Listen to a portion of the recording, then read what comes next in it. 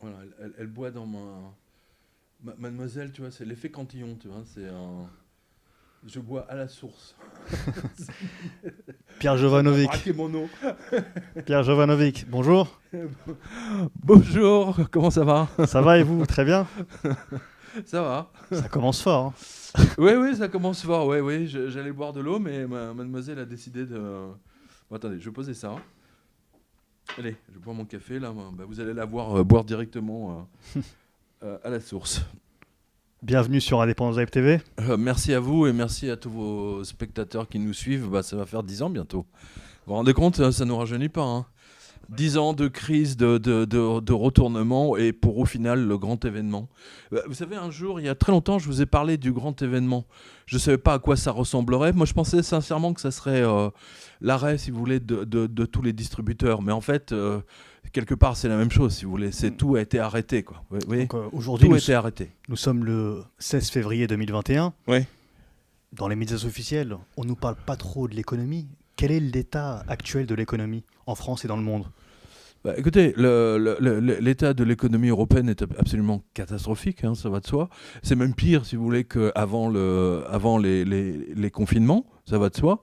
Et avec tout ce qui s'est passé, ben, la France est arrivée à 120% d'endettement. Donc on va passer, maintenant, ça va être la méthode grecque. Hein, je vous avais souvent parlé de ce que j'avais observé à plusieurs reprises en Grèce sur la destruction des retraités, hein, que les retraités en fait ont vu leur retraite être mensuelle être amputée de entre 60 voire 70%. Eh bien, on va voir exactement la même chose. Et qui plus est, si vous voulez, il y a un phénomène intéressant. Je vous avais parlé très souvent à l'époque de Mario Draghi. Eh bien, vous avez vu que l'Italie, qui est dans une situation pire que la nôtre, mais pas tant que ça, hein, parce que nous, on est à 120%, enfin la France est à 120% d'endettement, l'Italie à 140, voire 150, avec tout ce qui s'est passé là, parce que ça fait maintenant un an de confinement. Je peux vous garantir que la seule façon, entre guillemets, de sauver l'Italie, effectivement, c'était de convaincre tous les politiques de mettre Mario Draghi, ancien patron de la Banque Centrale Européenne, à la tête de l'Italie. Hein. Il est Premier ministre, c'est absolument incroyable. Je vous rappelle que Mario Draghi, c'est lui qui avait destitué, par la force financière, qui avait destitué Silvio Berlusconi, qui lui défendait l'Italie, le peuple italien, des coups de boutoir, si vous voulez, de la Banque Centrale Européenne et surtout des Allemands. Et rappelez-vous, on en a parlé à l'époque, c'était il y a peut-être 8 ans, mais je m'en souviens très bien, parce que les bons du Trésor italien, enfin la dette italienne donc, hein, que l'Italie vendait au marché privé, avait d'un seul coup, lorsque Berlusconi avait résisté, eh bien c'était monté à 6, 8, etc. Comme en Grèce, rappelez-vous, les bons du Trésor de la Grèce, entre 2009-2010, même en 2012, on était monté à 40% de taux d'intérêt. Certains même, je m'en souviens parce qu'on l'avait donné à la radio avec Laurent Fend, on était à 70% de taux d'intérêt. Tellement ils étaient persuadés que la Grèce allait faire faillite, rappelez-vous. Hein. Donc voilà, ben maintenant on va... et maintenant pour gérer, les banquiers vont prendre le pouvoir. Voilà, c'est ce que vous observez. Et quand je dis banquier, je dis Goldman Sachs, hein, parce que n'oubliez pas, on revient toujours à la même chose, hein. Mario Draghi est un ancien grand directeur de Goldman Sachs. Voilà, tout est clair. Très bien. Depuis plusieurs années, vous nous alertez sur la planche à billets. Et cette année, ça y va à tout va, hein. Là, on a entendu Biden 1900 milliards de dollars, la BCE 700 milliards par-ci, 700 milliards Oui, ça par-là. coûte trilliard maintenant. Donc là, Ça coûte de trilliard, malheureusement. quelles vont être les conséquences Bah, les conséquences, si vous voulez, bah, juste avant que vous arriviez, j'étais en train de regarder le cours du Bitcoin. Le cours du Bitcoin a atteint les 50 000. Voilà. 49 700 ou 800 quelque chose, enfin bon 50 000 quoi. Donc ça vous montre bien, si vous voulez, qu'il y a une réaction naturelle, d'une part parce qu'on est dans les taux négatifs, plus ils impriment, plus on aura de taux négatifs, toute l'Europe est en taux négatif, je vous rappelle, donc ça veut dire que tous nos spectateurs sur leur épargne perdent 5% par an minimum, d'accord, puisqu'ils ne sont pas rémunérés, hein. Je rappelle le livret A, ils peuvent se brosser avec. Hein. Voilà, donc moins 5% d'inflation. Vous faites le compte, et donc c'est pour ça que les banques maintenant font payer tout le monde. Voilà. Je rappelle à vos spectateurs que depuis l'explosion de Wall Street, c'est-à-dire le 29 septembre 2008, d'accord, entre le 1er octobre 2008 et aujourd'hui, les tarifs des banques françaises ont augmenté de 1000%, plus de 1000%. 1000%, je ne sais pas si vous réalisez. Donc ça, c'est effectivement pour se refaire, si vous voulez, de tout ce qu'elles ont perdu lors de l'explosion de Wall Street. Donc 1000%, vous voyez, ça vous donne un très bon indicateur. Ils l'ont fait en douce, hein, et avec l'aval, bien entendu, des politiques. Ça va de soi, hein, parce qu'il fallait sauver les banques. Donc 1000%, c'est un appauvrissement général de la population, clairement. Et donc maintenant, si vous voulez, face à ces révoltes de part et d'autre, aussi bien aux États-Unis qu'en Europe, en particulier en France, il est vital, si vous voulez, de maintenir la population dans la terreur, dans la peur. Je lisais, j'écoutais la dernière interview du professeur Didier Raoult.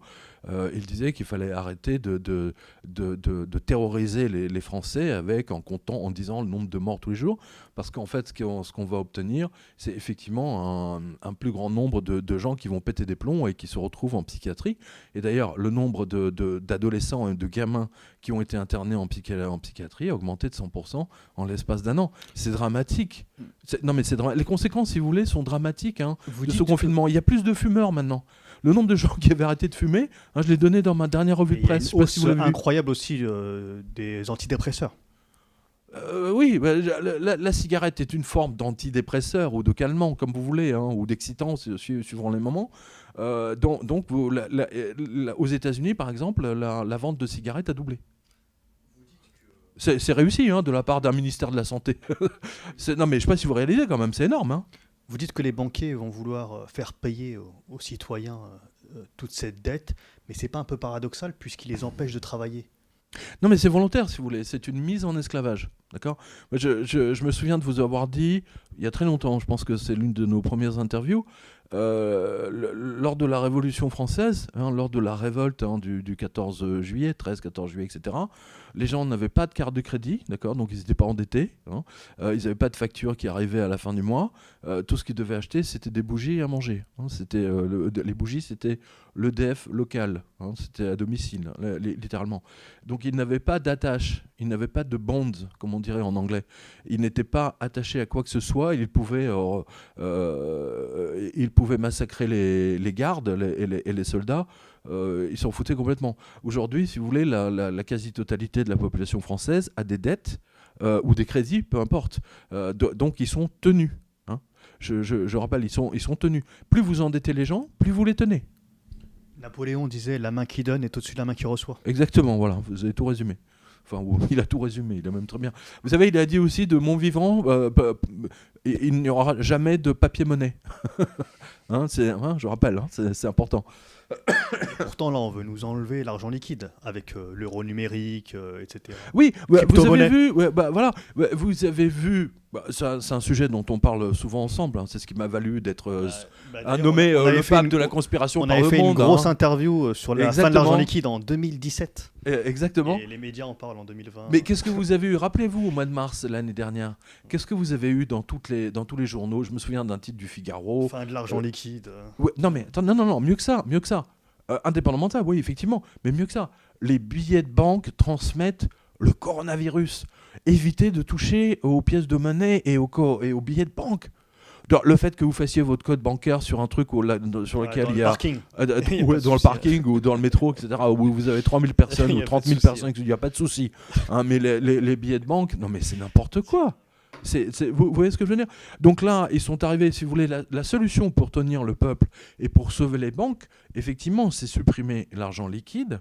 Et je vous rappelle que la Banque Centrale Européenne, à la demande de la BCE, l'Union Européenne, ça je l'avais donné il y a à peu près 6 ans, 7 ans, avait fait passer donc un projet de loi, alors je ne sais plus si c'était...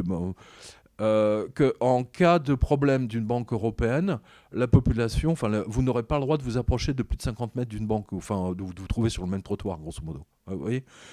Rappelez-vous ce qui s'est passé lorsque je suis revenu de Beyrouth et lorsque je voyais les gens se battre dans les agences bancaires, dans toutes les agences bancaires, je précise, hein, et c'est pas, parce que les gens ne pouvaient même plus récupérer leur argent. N'oubliez jamais ça. En même temps, vous aviez tous les journalistes internationaux qui étaient là, mais qui ont refusé de voir ce problème. Ils étaient là uniquement pour Carlos Ghosn. Vous voyez. L'effondrement du système bancaire libanais était le signal d'alarme pour je vais appeler ça le deep state, hein, peu importe ce que vous voulez, la Banque Centrale Européenne, etc., en montrant que là, le danger était imminent, si vous voulez, de la faillite totale, si vous voulez, du système bancaire européen. Et d'ailleurs... il y avait eu un précédent à Chypre, il y a quelques années.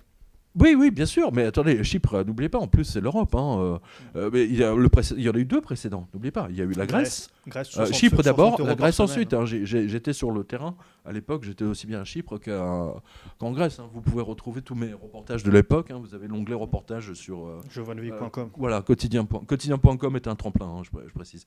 Voilà. Donc c'est très très. Ils ont besoin, si vous voulez, de supprimer l'argent liquide, parce qu'à partir de ce moment-là, tout l'argent que vous ne dépensez pas et que par définition vous ne pouvez pas retirer. Aujourd'hui, vous ne pouvez pas retirer votre argent. Hein, vous pouvez retirer 50 € ou 100 €, mais si vous allez à la banque, hein, j'ai déjà dit 1000 fois, si vous voulez retirer 2000 €, on va vous prendre la tête. C'est pourquoi faire, etc. Quoi. J'ai des centaines de cas toutes les semaines de lecteurs qui m'écrivent. Hein. C'est principalement Banque Postale. Et maintenant, il y a une autre banque qui est en train de faire la même chose, c'est Crédit Agricole. Crédit Agricole est très très mal en ce moment. Comme l'a montré Jean-Pierre Chevalier là, dans ses analyses récentes des bilans des banques du 4e trimestre, les banques françaises sont en capitaux négatifs. Ça veut dire qu'elles devraient être déjà en redressement judiciaire. Voilà. Je ne sais pas si vous imaginez ce que je suis en train de vous dire. C'est même pas moi qui vous le dis, c'est les Chevaliers. Voilà. Voilà, lui, il analyse les bilans des banques chaque trimestre. Ils veulent s'émanciper des banques avec la crypto-monnaie, l'euro numérique. Oui, c'est ce qu'ils veulent faire, mais le problème, si vous voulez, c'est que le Bitcoin a déjà pris beaucoup d'avance. Ils ont tout fait pour empêcher les gens. Moi, j'ai je sais pas, je dois avoir une centaine de mails depuis à peu près 3 ans de lecteurs qui me disaient j'ai voulu acheter du Bitcoin ou de l'Ethereum et je n'ai pas pu en acheter parce que ma banque a empêché mes virements. Je ne sais pas si vous vous rendez compte. C'est énorme. C'est absolument énorme. Vous réalisez je veux dire, je pense que tous ces gens pourraient faire un procès à la banque parce qu'à l'époque, quand ils voulaient acheter, le Bitcoin était à 19 000 ou 20 000, maintenant il est à 50 000. Vous vous rendez compte de tout ce qu'ils leur ont fait perdre ? Donc, il y a 10 jours, on a eu un phénomène où on nous a parlé de petits boursicoteurs qui avaient fait monter GameStop. Oui. Et ensuite, ils ont embrayé sur les pièces d'argent, sur l'argent. Qu'en pensez-vous ? Il y a eu ensuite une pénurie sur les pièces d'argent. Mais il y a toujours la pénurie aux États-Unis. Vous ne pouvez acheter, si vous allez sur les sites américains, vous pouvez, ils vous limitent le mint, ce qu'on appelle le mint du département du Trésor. Vous pouvez en acheter peut-être 2, ou c'est tout. Vous ne pouvez pas en acheter 10, 15, 20 d'un coup. Moi, j'ai toujours dit, je le dis c'est simple, depuis février 2008, acheter des pièces d'or et des pièces d'argent, en particulier les pièces d'or. Regardez, aujourd'hui, les pièces d'argent sont montées, à un moment donné, c'était à 30 €. Alors qu'en 2008, c'était à 8 €. 8 €. Mais c'est pas si vous voulez, c'est pas l'argent qui monte. Si vous voulez, c'est toute cette fausse monnaie. Oui, c'est ça, c'est toute cette fausse monnaie en fait qui descend, voilà, tout simplement. L'or et l'argent, si vous voulez, et en plus ils manipulent les cours, ne l'oubliez pas. Donc ce à quoi vous avez assisté à la plus grande escroquerie, et Dieu seul sait si à Wall Street on en a, j'en ai chroniqué depuis 13 ans maintenant. C'est-à-dire que dans le cas de GameStop, par exemple, sur la plateforme Robinhood, la plateforme Robinhood les a littéralement volés. C'est-à-dire qu'en fait, ils ont truandé, Robinhood a appuyé sur un bouton et ils ont vendu immédiatement toutes les actions sans l'accord des clients. Je ne sais pas si vous réalisez. Attendez, mais c'est énorme. Et maintenant, Madame Yellen va poursuivre en justice ceux qui ont fait monter tous les petits porteurs, qui ont fait monter en puissance le cours de GameStop. Hein, c'est le monde à l'envers. Mais moi, je rappelle que Madame Yellen, vous le retrouverez sur quotidien.com, Madame Yellen a été payée par Citadel, d'accord, juste pour une petite conférence. Devinez le montant. Donnez-moi un montant. Comme ça. 200 000 $, 300 800 000. 800. Quasiment 3 fois plus de ce que vous dites. C'est déjà 200 000, c'est déjà énorme. 800 000 $ par Citadel. Et qui est Citadel ? Citadel, c'est un trading de hedge fund, surtout qui fait du HFT, c'est-à-dire du High Frequency Trades. Si vous allez sur quotidien.com, sur la colonne de droite, vous avez toute une explication sur ce que sont les High Frequency Trades, c'est-à-dire les mecs se battent à coups de 1 millionième de seconde. Vous voyez, alors que fait Citadel ? Citadel rachète tous les ordres d'achat, tous les ordres de Robinhood, d'accord ? Ils voient ce que les gens vont acheter en majorité, et donc eux, Citadel, vont les acheter avant. Donc ça fait monter les cours, et donc en l'espace de quelques millisecondes, ils vont gagner des millions supplémentaires. Vous comprenez ? Donc vous comprenez pourquoi Citadel a payé Madame Yellen 800 000, et pourquoi Citadel, en même temps, traite les achats et les ventes de tous les abonnés de Robinhood. C'est vraiment scandaleux. Mais bon, on n'est pas surpris. Donc pour revenir juste à votre question, à l'argent, métal, c'est très important d'en avoir. J'ai toujours dit, y compris à vos spectateurs, achetez des 50 francs Hercule. Voilà. Ou des onces aussi, c'est pas mal. Maple Leaf, Silver Oui, Eagle. mais c'est une once, c'est la même... c'est 90%. Voilà, mais en France, si vous voulez, c'est surtout les 50 francs Hercule en argent qui est vraiment le plus recherché. Et celui-ci ne sort pas. Donc vous pouvez éventuellement aller sur... Je crois, d'après ce que j'ai vu récemment, c'est CC Opera, ils en ont. C'est de plus en plus rare en tout cas. Hein. Mais oui, les 50 francs Hercule, c'est de plus en plus rare. Voilà, donc allez sur le site de CC Opera ou de Joubert. Vous pouvez encore en trouver quelques-uns, mais c'est pas évident. En tout cas, tout ce que vous trouvez, prenez-le. Voilà. Parce que la raison pour laquelle ils se battent, je vous donne une info très importante. La raison pour laquelle, aux États-Unis, ils manipulent le cours de l'or et de l'argent est très simple. C'est parce que dans la Constitution américaine, il est marqué clairement que l'argent métal est la monnaie de fait. Voilà, tout simplement. Et vous avez de plus en plus d'États américains qui acceptent que vous payez vos taxes, impôts avec des pièces d'or ou des pièces d'argent. Hein, c'est important. N'oubliez pas, jusqu'aux années 66, 68 peut-être même, toutes les pièces de 50 cents ou même des pièces de $1 aux États-Unis étaient en argent. Les Kennedy, etc. En France, les semeuses étaient en argent jusqu'aux années 70. C'est Giscard qui a fait, en 75 même... Les 50 frères Hercule, c'est les années 70. C'est 73, 74. Voilà, jusqu'aux années 90. Hein, c'était à l'époque, ça coûtait rien, quoi. Au moment où j'ai commencé la revue de presse, même nous, quand on a commencé, vous regardez le cours... Ils ont arrêté parce que ça commençait à coûter trop cher. Non, c'est pas ça, c'est parce que y avait énormément de demandes. Oui, il y avait énormément de demandes et vous étiez face à ce qu'on appelle la loi de l'offre et la demande. Ouais, enfin plus particulièrement, je crois que c'est la loi de Gresham, c'est-à-dire que la mauvaise monnaie chasse la bonne.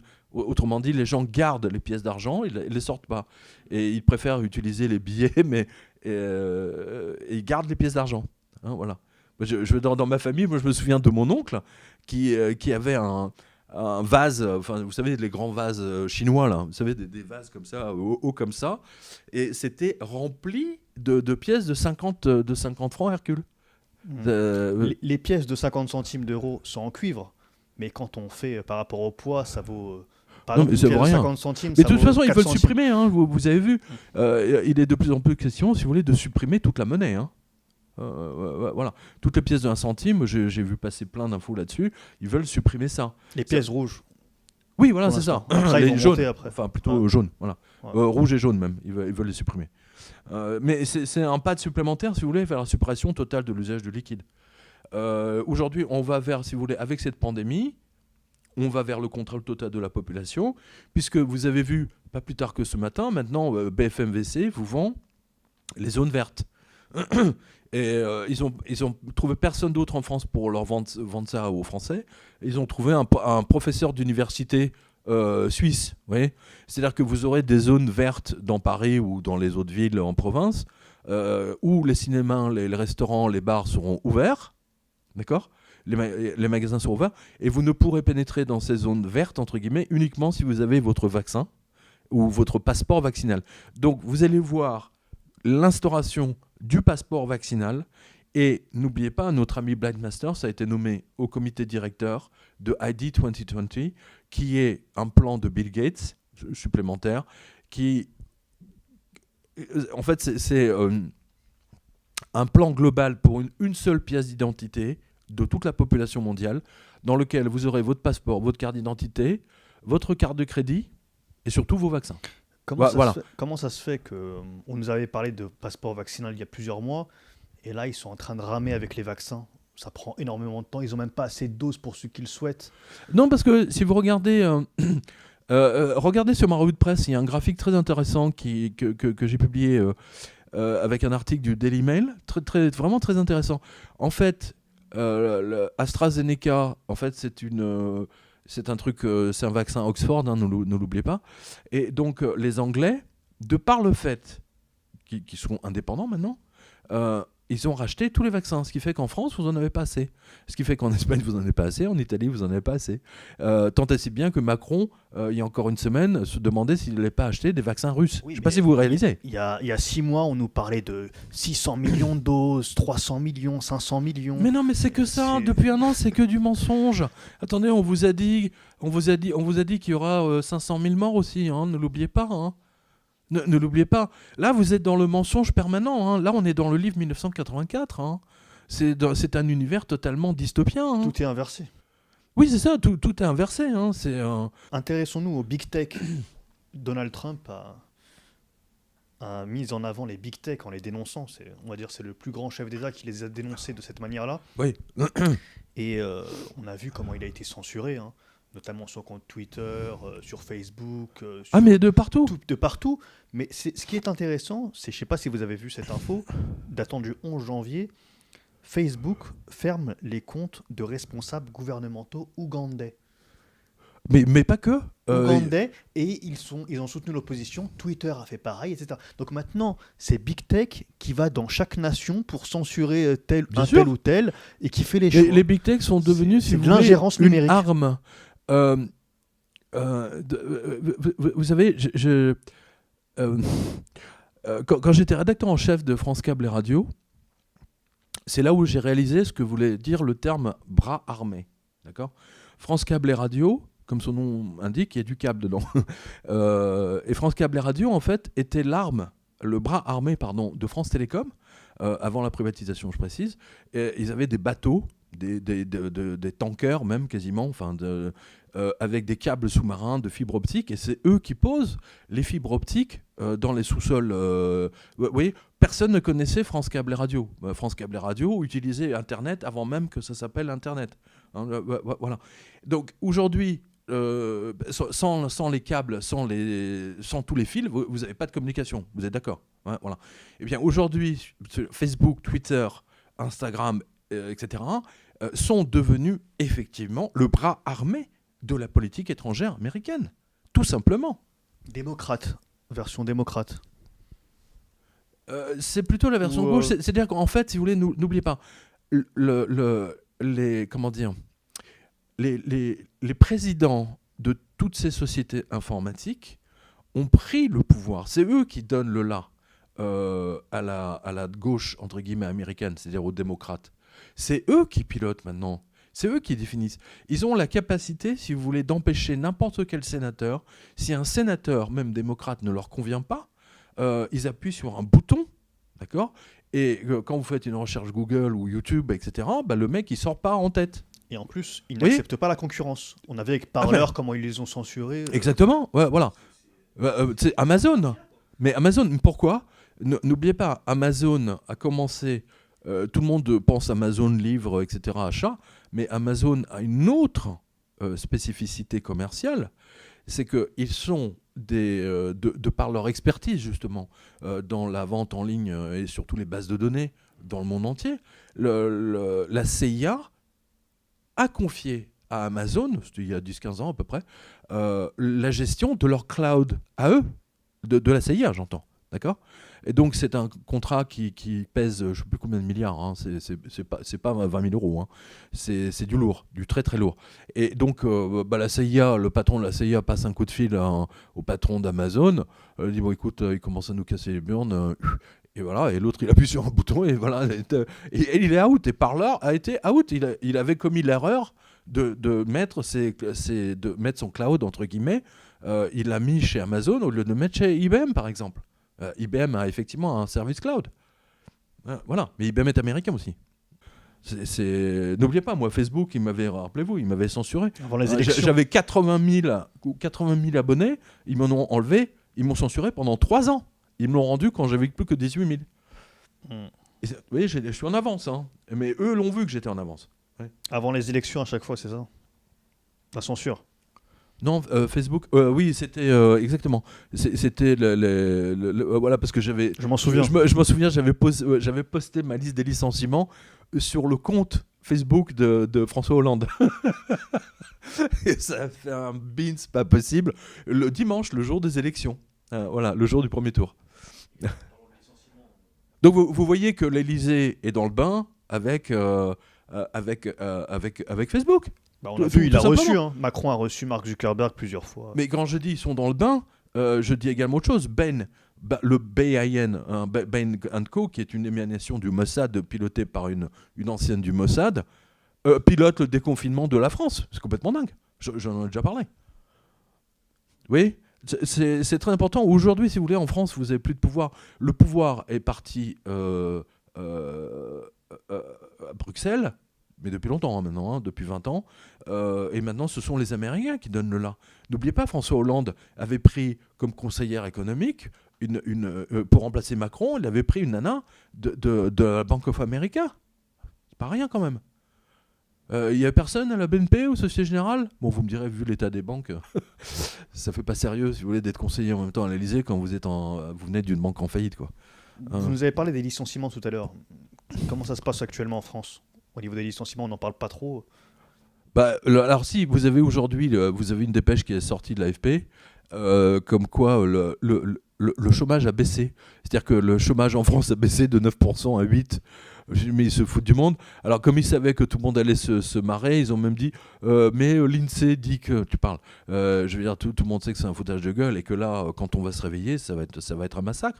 Parce que d'un seul coup, si vous voulez, les entreprises ont compris qu'elles pouvaient économiser des sommes absolument colossales. Elles pouvaient économiser 10% de leur chiffre d'affaires, enfin du moins de leurs dépenses conventionnelles, parce qu'au lieu d'occuper 3000 m², oui, avec 300 personnes, vous pouvez occuper plus que 200 m² et tous les mecs, ils bossent de chez eux et ils viennent dans la boîte une fois par semaine éventuellement, tout le reste par visio.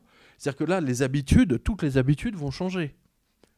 Et vous allez voir une crise immobilière des bureaux qui va être absolument colossale. Vous allez voir des faillites les unes après les autres. Tous les mecs là qui ont à la Défense etc. qui ont des dizaines, des centaines de milliers de mètres carrés, je ne sais pas ce qu'ils vont devenir. Hein. Vous savez, moi je tiens toujours ma liste des licenciements. Hein. Vous la regarderez. Hein, vous avez même une page sur le spécial qui est dédiée, mais à droite de la revue de presse, vous voyez tous les derniers licenciements. C'est une catastrophe. Regardez Flunch, ils vont virer, je ne sais plus combien, je vous donne sa tête, 300 ou 400 personnes. Les mecs, ils ne tiennent plus, quoi. Enfin, c'est une aberration. Comment devenir tous ces cuisiniers ? Comment devenir tous les fournisseurs de tous ces restaurants, tous les paysans, les mecs qui sont en train de se suicider, même encore aujourd'hui ?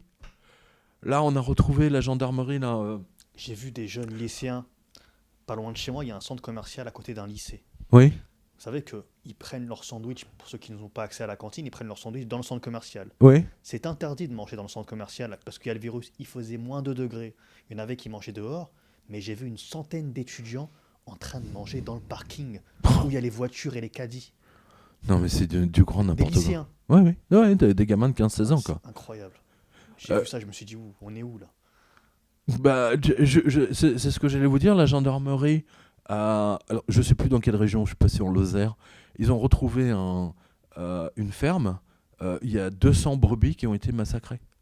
Parce que le paysan n'avait plus de quoi les vendre, il n'avait plus de revenus, etc. Vous vous rendez compte de drames? Ça, c'est un drame qui est juste remonté dans la presse régionale. Mais des drames comme ça, vous en avez tous les jours des centaines en France. Et ça, on n'en parle pas. Si vous voulez, oui, tout va bien, machin, etc. Non, c'est une catastrophe. En fait, ils sont en train de transformer toute la société en entier, hein. En zombie. Que ce soit aussi dans la culture, il n'y aura plus de cinéma après. Là, ça va être que du Netflix ou du Amazon Prime. Oui, ou du VOD. Il y aura Voilà, c'est ça. C'est que ça. une société sans contact. C'est le but du jeu, si vous voulez. C'est empêcher les gens, si vous voulez, c'est empêcher un mouvement de gilets jaunes. Voilà. Chacun chez soi. Voilà. Empêcher le mouvement des gilets jaunes. Ce que vous avez vu aux États-Unis le 8 ou le 9 janvier, c'était une forme de gilet jaune. Hein. Faut pas l'oublier. Et vous avez vu ce qu'a dit Macron. Oui, ces Américains, c'est des gilets jaunes. C'est dingue. Non mais attends, tu n'y crois pas. Non, mais attends. Hallucinant, quoi. Ah, il a eu peur lors du deuxième ou troisième mouvement des gilets jaunes. Hein. C'était, je me souviens, on s'était croisés d'ailleurs Sur Paris, à ce moment-là. Ouais. c'est incroyable. Ensuite, j'aimerais revenir sur un sujet intéressant, vu que vous étiez journaliste spécialisé dans tout ce qui est informatique. Oui. Actuellement, on assiste à une vague impressionnante de cyberattaques. Qu'en pensez-vous? Alors, les cyberattaques ont toujours été là. C'est rien de nouveau. Les cyberattaques ont toujours été là. Vous savez, les plus belles cyberattaques, c'est tous les gens qui ont, par exemple, Avast sur leur ordinateur ou sur leur téléphone. Alors, je vous dis, bande d'imbéciles. On vous avait dit que Avast était un virus gratuit, mais vous pensez qu'il vivait de quoi, hein, bande de crétins? Ils vous ont espionné comme personne d'autre avec votre permission. Ils ont vendu votre identité, tous les sites que vous avez visités à des firmes extérieures. Hein. Ils avaient 2 compagnies. Hein, voilà. Le scandale est sorti, a été révélé, je ne sais plus, par une presse informatique allemande ou anglaise il y a une semaine. Mais attendez, mais c'est évident, quand c'est gratuit, le produit c'est vous. Hein, voilà. Mais c'est bien fait pour tous les radins. Hein, et vous savez ce qu'ils ont vendu surtout, c'est de savoir exactement quels étaient les sites de cul que fréquentaient les gens. Non mais voilà, Avast, on vous aurait dit c'est un virus que vous installez, c'est un virus gratuit que vous installez sur votre ordi, mettez-le. Les gens ont dit oh ben non, pas du tout, ça va pas, non, je suis pas fou. On vous dit vous avez un antivirus gratuit, hein, c'est le même produit. Hein. Et là ils l'ont mis. Ça, ils étaient, je sais pas combien, 10 millions, 15 millions ou 20, je sais plus. Enfin bon, vous regarderez, vous vérifierez. Voilà. Donc les cyberattaques, ça n'a rien de nouveau. Il y en a toujours eu depuis très très longtemps. Les plus attaqués. 3 milliards de comptes Gmail. Non, mais cette information, elle n'est pas juste dans le sens où c'est un croisement. Je précise, hein, c'est un croisement, si vous voulez, de tous les gros piratages de ces 10 dernières années. Et en fait, ce qu'ils ont fait là, ils ont fait du big data. C'est-à-dire qu'ils ont croisé, ils ont réuni, si vous voulez, tous ces comptes en un seul fichier et ils les ont rassemblés par nom et par mail. Voilà. Donc vous pouvez, je crois que vous avez des sites, vous pouvez vérifier si vous êtes dedans ou pas. Mais ça correspond, si vous voulez, aux gros piratages qui ont lieu il y a 3 ans. Mais regardez, vous avez plein de gens qui sont piratés, mais vous ne l'apprenez, ils ne le déclarent qu'au mois de juillet ou au 25 décembre, hein, qu'ils ont été piratés. Et là, on a des hôpitaux également, des Oui. journaux. Non, mais surtout des labos pharmaceutiques. Paris-Normandie qui a été attaqué. Il y a une vague quand même. Hein. Et si je vous dis ça, c'est pas pour rien, parce que vous connaissez Klaus Schwab, Bien sûr, le oui. big boss Oui. du Forum économique mondial. Oui. Il avait déclaré au mois de juillet, le 8 juillet 2020, il avait déclaré, je vais vous le montrer juste ici. Alors, nous savons, mais nous ne faisons pas attention au scénario terrifiant d'une cyberattaque structurée qui amènerait l'arrêt complet du réseau électrique, des transports, des hôpitaux et la société entière. Ensuite, il dit... C'est la suppression d'Internet, là. La suspension. Et ensuite, il dit... la crise du Covid-19 ne deviendrait qu'une petite perturbation en comparaison avec une cyberattaque majeure. Alors, Et il avait dit ça au mois de Oui, juillet oui, non, mais 2020. votre question est très pertinente. Moi, je vous rappelle que Bill Gates avait déclaré à Ouest France, il y a 3 ans, 4 ans, vous verrez, des terroristes vont lancer un virus. C'est intéressant, si vous voulez, tous ces gens qui sont au courant des choses qui vont arriver à l'avance. Ce que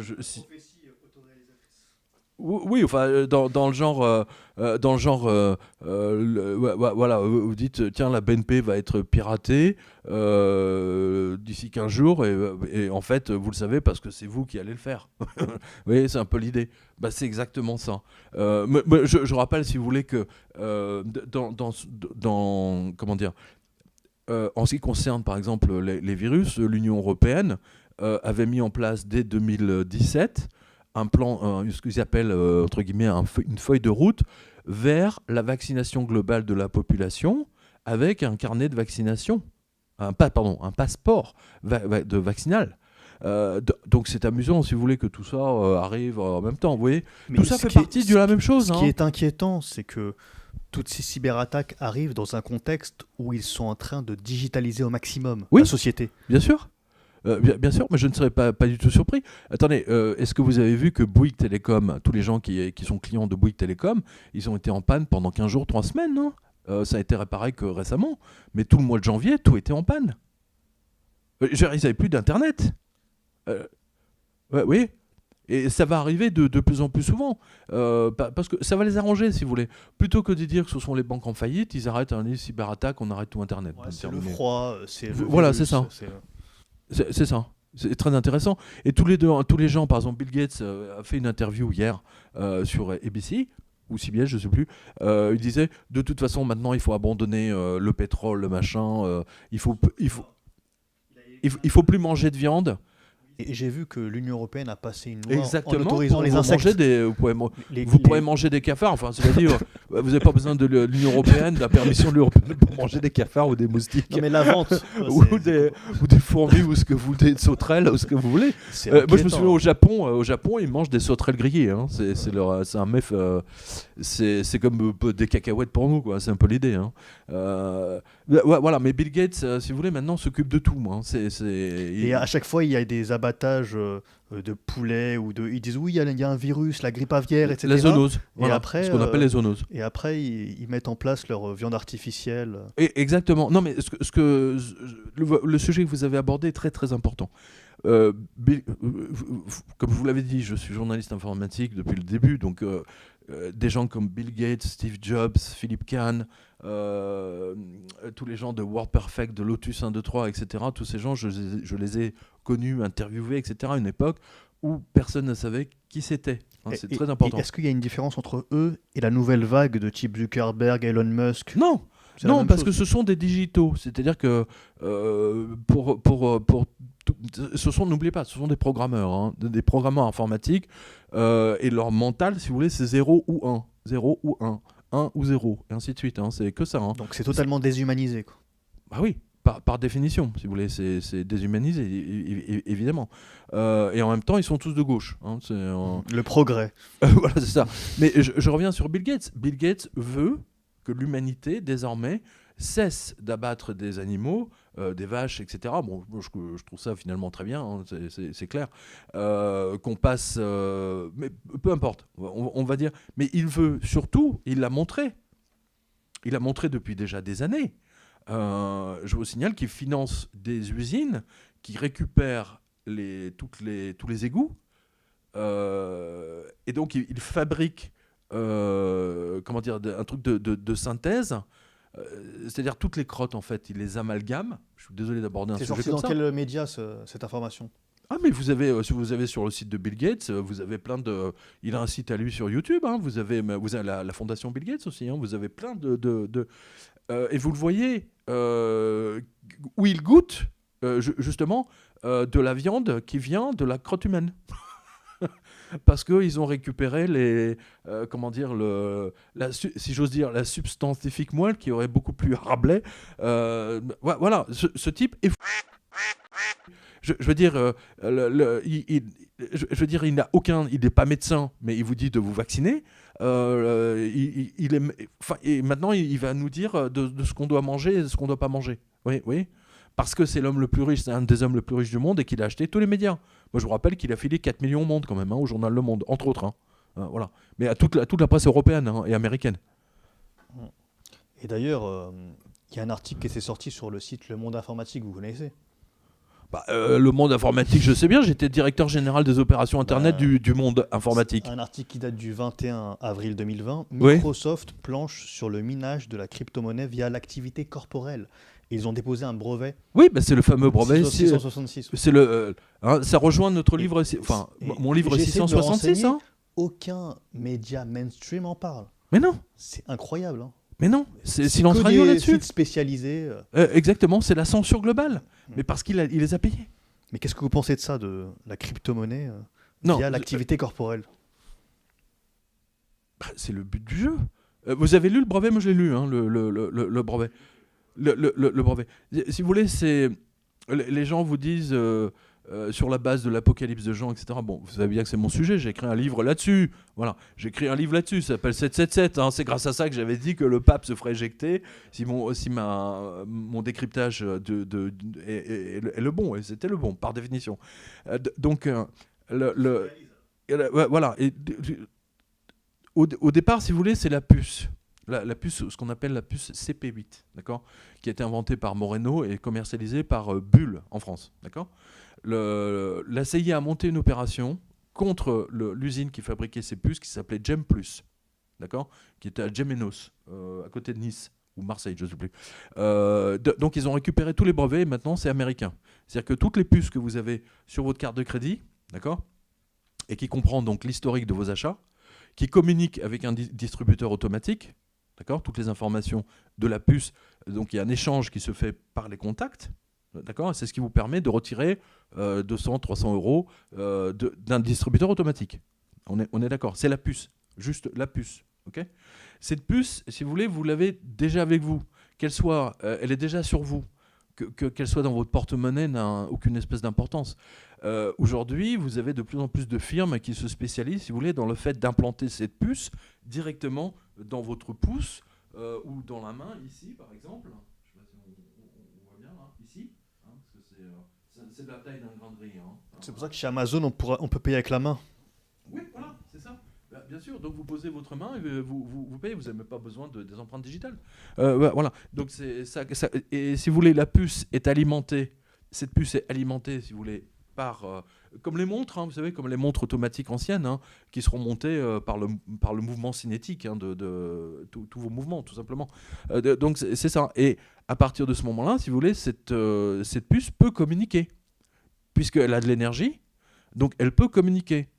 Donc elle peut communiquer, si vous voulez, sur un faisceau 4G ou 5G neutre. C'est-à-dire qu'il n'y a pas besoin il balance ses propres infos. Voilà. C'est terrifiant. Oui, c'est terrifiant, mais bien sûr, c'est terrifiant. Ceux qui s'intéressent, là, je vous retrouvez mon livre 777, La chute de Wall Street. On en a parlé ensemble il y a longtemps, il y a 13 ans. Vous voyez, c'est plus que. Et regardez, Blind Masters, on en a parlé.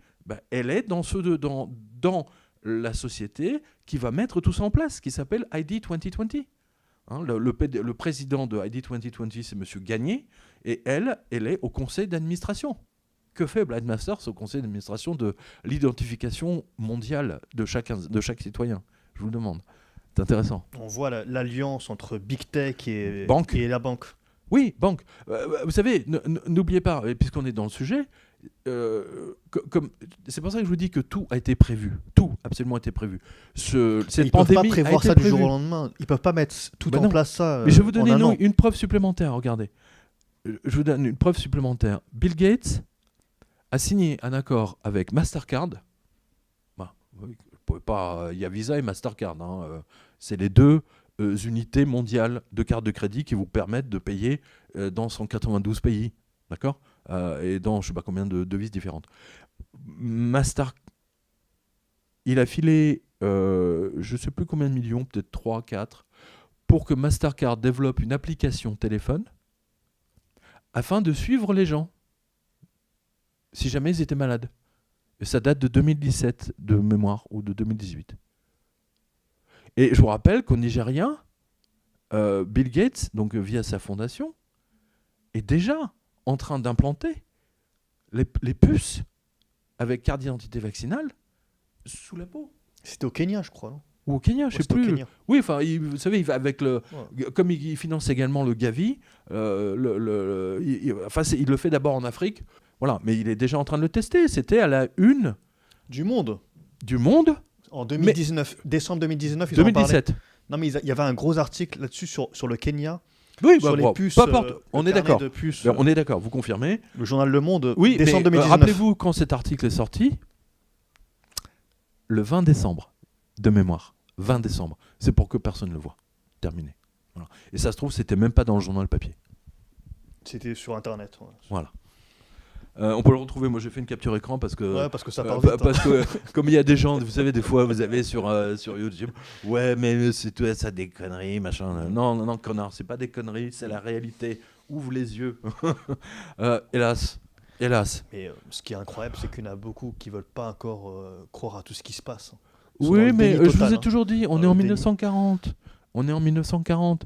Hein, les gens ne voulaient pas croire que les Allemands allaient envahir la France. Hein, rappelez-vous. Hein, et puis quand les Schleux sont arrivés, les Boches, hein, comme on les appelait à l'époque, les Fridolins, quand ils sont arrivés à l'Arc de Triomphe, là, tout le monde s'est enfui. Hein. Et je rappelle qu'à ce moment-là, plus aucun billet de banque n'était valable. Hein. Il n'y avait plus que des pièces d'or et des pièces d'argent qui parlaient. Hein. Aucun commerçant, plus personne n'acceptait les billets de banque. Et là, ce qui fait la une dans les médias, par exemple, ils veulent rouvrir les restaurants avec le QR code.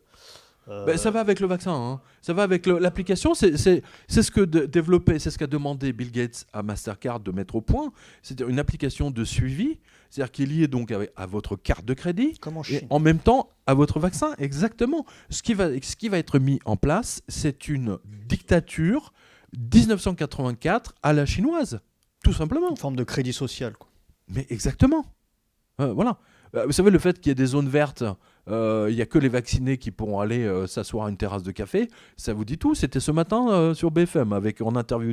Je vous disais ça au début de notre entretien. Ils vont faire des concerts tests aussi où il faudra se tester avant, après. Oui, il faut surtout rester debout, vous ne pouvez même pas vous asseoir. Non, mais, Moi, aux États-Unis, ils ont été dans un concert dans des bulles. Je sais pas si vous avez vu ça. Non, Dans des c'est bulles. n'importe quoi. Bref. Tout ça pour un virus pour lequel vous avez 99,98% de survie. Vous connaissez, vous, des gens qui sont morts du virus? Non.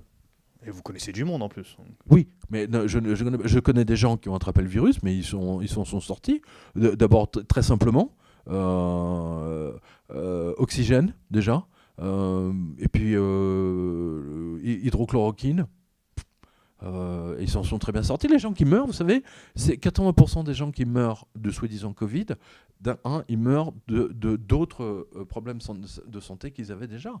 Le surpoids, donc leur corps, vous attrapez la grippe, si vous voulez, votre corps n'a plus la force de se défendre contre un ennemi supplémentaire, tout simplement. Déjà, il a du mal à gérer, si vous voulez, votre surpoids, parce que ça vous donne du cholestérol, et ainsi de suite, et ainsi de suite. Oui. Un dernier mot d'espoir, malgré tout. Non, aucun. Je vous l'ai déjà dit, vous m'avez déjà posé la question. Non, parce que, parce que l'Assemblée nationale a voté le prolongement de l'urgence sanitaire, je sais pas quoi, jusqu'au 31 décembre, d'accord ? Donc ça veut dire quoi ? Ils ont fait deux choses déjà. Ils veulent truander les élections parce qu'ils ont voté, les criminels là, d'En Marche, ils ont fait passer une loi pour permettre le vote par correspondance, donc ils vont pouvoir truander exactement comme ils ont truandé Trump, nickel, sans problème. Avec l'aide de la CGT, ils vont filer 1 million à la CGT parce que tous les postiers sont syndiqués, enfin une grande partie. Enfin bon, bref, ça sera comme aux États-Unis. Première chose. Il n'y aura pas de campagne électorale. Comme aux États-Unis, hein, comme ce qui s'est passé, ce que vous avez observé avec Donc le Trump. fameux vote par correspondance, c'est ça ? Et ils vont pousser au vote par correspondance. Et là, Macron risque de passer. Ils vont faire des sondages. Et si jamais les Français vont le rejeter à cause de toute cette pandémie, de tout ce bordel, alors soit ils vont le reporter, soit ils vont mettre une femme, Christine Lagarde. N'oubliez pas, Attali, ça j'en parle souvent en ce moment. Attali avait toujours dit que la prochain président serait une femme. Oui, mais il avait dit une jeune femme, inconnue. Ça m'étonnerait. Inconnu, c'est pas possible. Inconnu, c'est pas possible. Donc, Pourront pas. donc selon vous, ça va être une femme du monde de la finance? Bah, moi, je ne vois que Christine Lagarde. Je vois personne d'autre. Personne d'autre n'est aussi connu des Français.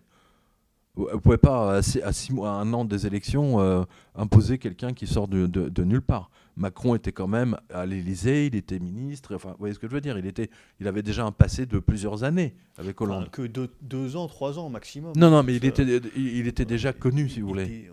Voilà. Donc je vois pas trop bien comment ils pourront faire élire une femme que personne ne connaît. Sauf si éventuellement ils vont essayer de lancer. Mais mon sentiment, si vous voulez, les Français ont besoin d'être rassurés. Et le fait... et donc du coup, ça terminerait le tableau. Vous aurez et ça rejoint votre première question de notre interview. Mario Draghi, Premier ministre en Italie. Pourquoi pas Christine Lagarde, présidente de la France? Moi, ça me choquerait pas. Mais vous voyez que les banquiers ont pris le pouvoir. Mais derrière, si vous voulez, c'est le big tech, c'est Google, machin, qui, eux, ils règlent tous les boutons. Macron vient déjà du monde de la banque. Donc. Voilà, il vient de la banque Rothschild. N'oubliez pas, la campagne médiatique pour imposer Macron avait commencé 4 ans avant. D'accord? Aujourd'hui, il n'y a pas de campagne pour imposer une femme en France pour le présidentiel. Nada. Avec l'élection de Biden, enfin l'élection entre guillemets, je me pose la question, qui sont les millions d'électeurs qui ont voté pour Macron? Moi aussi, je me pose des questions, si vous voulez. Rétrospectivement, vu comment ils ont truandé les élections de Biden, et surtout avec le vote avec le vote électronique. Je vous rappelle que il y a des différentes sociétés. En plus, les serveurs étaient à Berlin, en Espagne, pour des élections américaines. Mais vous vous rendez compte de ce que ça veut dire? Ça veut dire que les mecs peuvent bidonner tout ce qu'ils veulent. Et en plus, tout ce qu'ils veulent. Donc ils n'hésiteront pas une seule seconde à tenter de réélire Macron. Ça va être facile pour eux. Sans parler du boulevard qu'il y avait pour François Fillon. Il a été écarté avec la fameuse polémique. Non mais on n'a jamais vu dans l'histoire de la justice, si vous voulez, la justice déclencher une enquête le lendemain du Canard enchaîné. Tout ça a été organisé. C'était pour faire passer Macron, tout simplement. Tout avait été calculé. Parce qu'ils ont eu peur de l'avance de Fillon était pro-russe. Ah, mais il avait une certaine avance. Comment il a passé les bien primaires bien sûr. Normalement, si vous voulez, ça aurait dû être Fillon ou Mélenchon. Voilà. Mélenchon avait fait une très belle campagne. Il avait fait une superbe campagne. Mélenchon était pas loin. Il aurait pu être au deuxième tour. Et on peut se demander très sincèrement à quel point les élections de 2017 n'ont pas été bidonnées. Très sincèrement. On le saura jamais. On le saura peut-être dans 10 ans. En parlant de Mélenchon... Il souhaite annuler la dette. Qu'en pensez-vous? Il rêve. Parce que, en fait, qu'est-ce que ça veut dire annuler la dette? Ne l'oubliez pas. Annuler une dette, si vous voulez, c'est faire faillite, en fait. C'est reconnaître que vous avez fait faillite à l'inverse. Vous comprenez? Tout simplement. Donc, demander que la France demande l'annulation de sa dette, ça veut dire qu'il est en faillite. Point. Ce qui est le cas. C'est-à-dire que la France ne sera plus crédible. Oui. Bien sûr, mais c'est ce qu'ils veulent. Et vous avez entendu la réponse de Christine Lagarde. Christine Lagarde dit il est hors de question d'annuler quoi que ce soit. Ce qui est quand même incroyable, puisque de toute façon, là où votre question aurait pu être différente, c'est qu'effectivement, là où c'est purement scandaleux, ne l'oubliez jamais, c'est que ce sont des trilliards fabriqués à partir de rien, nada, d'accord? Je vous redonne toujours l'exemple pour vos spectateurs, parce qu'il y a des jeunes générations qui nous rejoignent maintenant. Qu'est-ce qu'une création monétaire? Je vous le fais vraiment simple. Vous avez votre machine à laver qui est en panne, d'accord, ou votre évier qui est en panne. Vous faites venir un plombier, d'accord, qui se déplace, donc il vient vous voir, il répare votre évier ou votre machine à laver pendant 1 heure, d'accord, et quand il a terminé, il vous fait une facture, ok? Il vous fait une facture de 100 €. On va dire ça comme ça. Il vient de créer 100 €. Et toute l'économie est basée, si vous voulez, sur les facturations. Que ce soit ça ou les salaires, par exemple. Ça rentre dans le... Mais aujourd'hui, vous avez la Banque Centrale Européenne qui, depuis 2015, je vous le rappelle, fabrique des centaines de trilliards même de fausses monnaies. Juste pour sauver les banques en faillite. De rien. Et nous, on va être obligé de le rembourser à terme. avec notre vrai travail. Voilà, c'est ça que je veux finir. Lorsqu'on observe le graphique de la dette publique française, Oui. sous De Gaulle, c'était quasi nul. Comment en est-on arrivé là? Bah, votre question est très pertinente, d'autant que quand les colonels grecs, alors on disait oui, la dictature en Grèce, machin, mais quand ils ont rendu les clés de la Grèce au parti politique, 73 peut-être, 74, la dette de la Grèce était zéro. Zéro. La dette de la France sous De Gaulle, je crois que le dernier chèque de remboursement du plan Marshall ou des trucs comme ça qu'on avait fait, je crois que c'est Giscard qui a apporté le chèque à Washington. Et c'est date de 69 ou peut-être 70. Voilà. Et notre dette était de zéro. Et notre dette a recommencé à gonfler à partir de 1973. Ça, j'en demanderai pas. Là, j'invite... Ah non, mais moi, la loi du 3 janvier... Oui, non, c'est pas la Pompidou. Pompidou était déjà malade. C'est la loi... Non, c'est pas la loi Rothschild, ni Pompidou.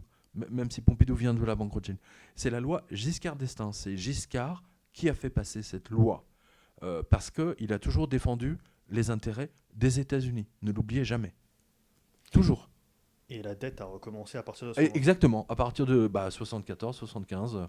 Et à partir de là, ça y est, c'est parti en vrille. Je crois que la dernière fois où on a eu un budget à l'équilibre, c'était sous Raymond Barre. Donc vous voyez, ça date de 76. Et ce qui est incroyable avec cette dette, c'est qu'il y a une loi où on ne peut pas savoir qui sont les créanciers. Mais évidemment, mais vous pensez bien que les banquiers ont pensé à tout. Non, mais c'est incroyable. C'est fou, non, mais c'est complètement dingue. Aucune transparence. Mais bien sûr, je veux dire, toute la France devrait savoir qui possède la dette du pays. Toute la France devrait le savoir. Quand même pas compliqué, vous. Je veux dire, tout le monde, la Banque de France sait si vous avez un crédit chez CTLM ou Cofidis ou dans votre banque. Ou si vous avez un prêt immobilier du Crédit Agricole pour votre maison. La Banque de France le sait. Les Français ne savent pas pour qui ils payent, quoi. Mais bien sûr. Mais bien sûr, c'est tout le principe. C'est tout le principe. Et tout l'argent, en fait, depuis maintenant depuis 77, 78, part aux États-Unis. Voilà. C'est tout. Là, vous savez, là, il y a vraiment des très bons livres là-dessus. Je crois que vous en avez parlé. C'est Le Retour au Standard Or du professeur Antal Fekete. Alors ça, c'est remarquable. Il explique, il est totalement dans le sujet. Vous avez Enquête sur la loi du 3 janvier de Pierre-Yves Géron. Donc ça, c'est vraiment, il montre comment Giscard a imposé cette loi au nom de l'Europe. D'accord ? Et comment ensuite l'Europe a imposé cette loi du 3 janvier à tous les pays européens, ne l'oubliez pas. Il n'y a pas que la France. Ça a commencé avec la France, mais maintenant, c'est tous les pays qui sont comme ça. On s'endette auprès des banques américaines. Et pour faire un retour au Covid, on voit que là, ils sont en train de favoriser l'augmentation de la dette, quoi. Ils font tout pour qu'il y ait encore plus de dette. Mais bien sûr. Et vous avez remarqué que l'Élysée donne tous les contrats à McKinsey, à Bain & Company, à tous les cabinets américains. On n'a pas assez de cabinets spécialistes en France qui font ça. Enfin, c'est incompréhensible. Il me semble qu'il y a un cabinet français justement qui fait un procès à l'Élysée pour avoir favorisé une société américaine. Alors qu'ils auraient dû faire un appel d'offres et ils l'ont pas fait, évidemment. C'est Bain & Co. Je vous dis, c'est le Mossad et la CIA qui sont en train qui s'occupent du confinement de la France. Hein. J'en ai parlé maintes fois de ça. Je suis outré par ça. Les médias annoncent les plans de plusieurs millions, plusieurs milliards comme des bonnes nouvelles, alors que c'est tout l'inverse. Évidemment. Mais attendez, est-ce que vous réalisez... vous savez, j'ai publié quelque chose de très... Vous pourrez peut-être le mettre parce que c'est tellement extraordinaire. Rappelez-vous, Sarkozy et Hollande, surtout Sarkozy, qui avait commencé à supprimer les lits d'hôpitaux et à supprimer les hôpitaux, ne l'oubliez pas. Ils ont fermé, je ne sais plus, on va dire 120 000 lits d'hôpitaux, d'accord ? 120 000 lits, c'est énorme. Si on avait ces 120 000 lits aujourd'hui, le Covid, je veux dire, ça ne poserait aucun problème dans les hôpitaux pour les recevoir. Nada. Il n'y aurait eu aucune alerte. Ce serait une grippe comme une autre. Pas de tension hospitalière. Oui, mais à l'époque, ils vous disaient, il faut qu'on économise 8 milliards. D'accord ? Donc, ils ont économisé 8 milliards en supprimant 120 000 lits, ok. Mais là, maintenant, regardez combien ils vont donner. Ils sont 800 milliards. 800 milliards à cause des lits supprimés. C'est du grand n'importe quoi. C'est comme, vous savez, c'est gratter 20 centimes. Dans une banque en ligne pour... Exactement. Ouais. Vous savez, c'est comme ces imbéciles qui ont pris des assurances de construction Et au lieu de payer, je sais pas moi, vous savez, quand vous construisez un immeuble, etc., ou une maison, au lieu de payer ce qu'il faut, hein, à une compagnie d'assurance française, AXA, machin, etc., ces bandes d'imbéciles ont essayé de gratter, hein, parce qu'il y en avait un qui était à Gibraltar, hein, ou à l'île de Man, vous voyez, des assureurs à l'île de Man. Du jour au lendemain, ils ont fermé, terminé, il n'y a plus rien. Ils sont partis avec la caisse. Hein, vous avez, en France, aujourd'hui, vous avez à peu près 70 000 personnes qui se retrouvent sans assurance, dommages de construction, etc., entre autres. Hein, vous regardez Le Parisien, Le Figaro, tout le monde en a parlé maintes fois. On peut rajouter aussi la vente des autoroutes. Mais tout, Les mais autoroutes, tout, bien sûr, mais on évidemment. a vu comment on le paye actuellement. Mais bien sûr, les autoroutes ont été payées par les impôts des Français. Les lignes télécom, les lignes de télécommunication qui ont été installées dans toute la France par France Télécom ont quand même été payées par les Français, par les impôts des Français. Et on a vendu ça à Orange pour 2 francs 6 sous. Non mais c'est abusé. Pierre Jovanovic, un dernier mot? Écoutez, je vous l'ai déjà dit, mais c'est le moment d'avoir quand même une spiritualité. C'est très important. Discutez avec votre ange gardien. Parce que, hein, je l'ai déjà dit, lui, il sait mieux, hein, il connaît le futur un peu mieux. Et vous avez vu avec nos interviews depuis toutes ces années qu'on vous annonce ce qui va se passer, longtemps à l'avance. Pierre Jovanovic, je vous remercie. Merci à vous, Mohamed. Et je Merci. vous dis à très bientôt. À bientôt.